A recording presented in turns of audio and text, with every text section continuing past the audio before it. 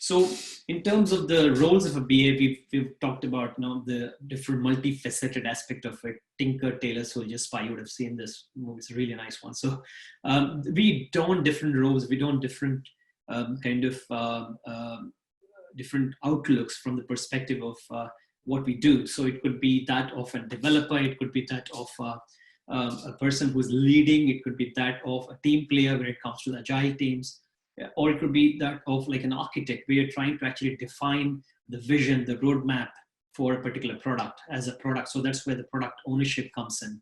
So we as BAs need to be, flexible, need to be adaptive, need to make sure that we have got the agility and the ability to wear these different hats as the context demands. For example, if you're in the early stages, you would need to interact with the early stages of, the program, for example, or the project that you're engaged with.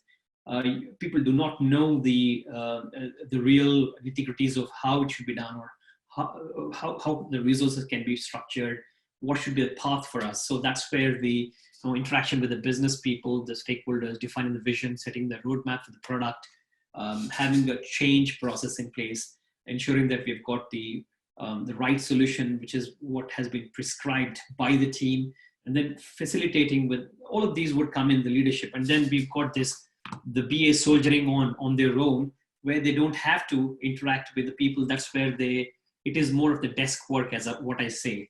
So the desk work is more to do with, for example, once you've gathered all these insights, speaking to people, listening to them, and talking to different stakeholders, creating the roadmaps and all that. So you then come up with one set of, okay, this is what are the most important, most urgent problems that we need to address. And then we need to come up with all these, specifications, whether it's the user story, the backlog, the requirement specification documents, whatever you call. So the defining the scope, all of this desk work, again, is we soldier on. We try and do that on our own, where we don't have to really do much of dependency. We don't have much of dependencies on the other people.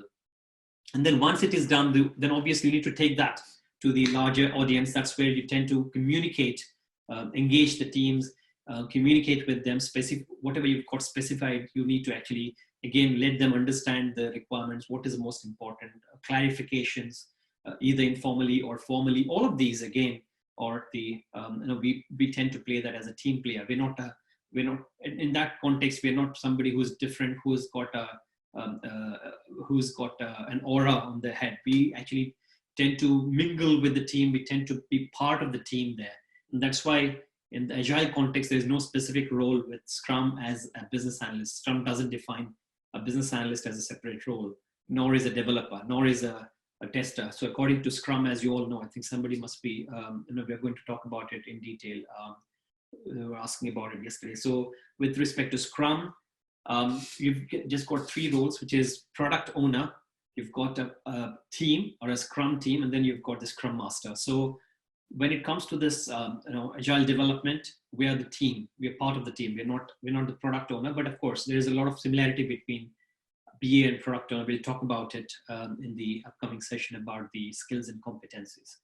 And then when it comes to the architect, we discussed this about having a vision about how the market would tend to behave, what are the different directions, the trends, and how our organization should take up this particular role, what are the kind of directions we should take on, so on and so forth. So by now you I hope you understood that there's no one size fits all, there's no one specific set of things that a BA is supposed to do.